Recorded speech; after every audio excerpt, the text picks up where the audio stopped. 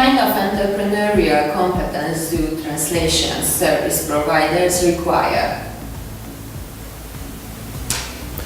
In my opinion, the most important trait is self-marketing and active, proactive self-marketing. If you become a freelancer, you will have tons of possibilities to apply to different translation companies, but if you're not active, you will end up being without any concrete projects.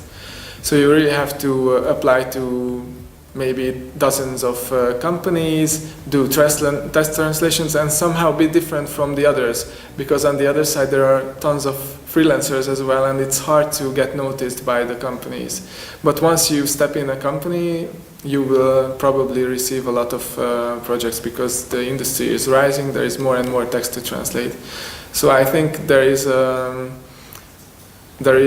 one thing which good freelancers are better at than bad freelancers, and it's self-marketing from the entrepreneurial point of view.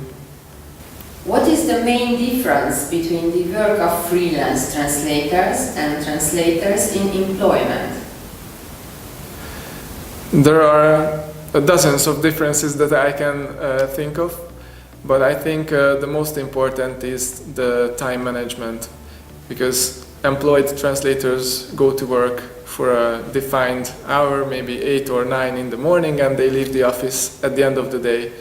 And it's not their duty to manage their projects and their time.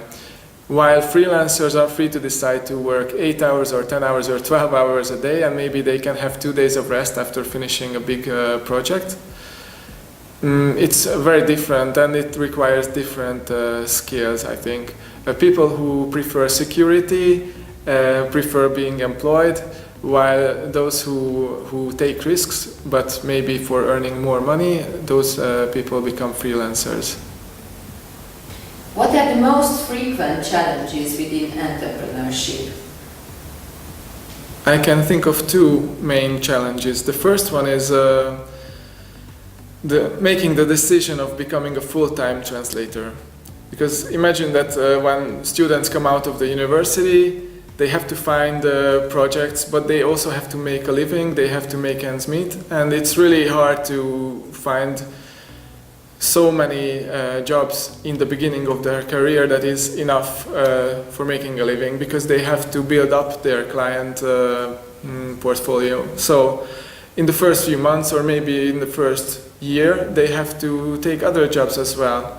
And at one point they have to make a decision to concentrate on only being a freelancer and quitting their jobs for this freelancer lifestyle. And it's a big decision. I think it's a risky decision, but real freelancers have to be full-time freelancers and not part-time translators.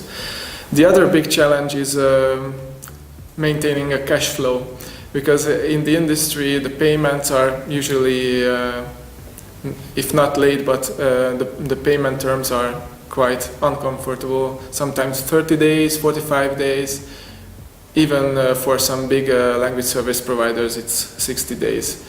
So if you work on a project for a month, from 1st to 31st of January, you still have to make a living in February until you get paid in March for the same job. So it's always hard for them, I think, to maintain a cash flow and think about the future.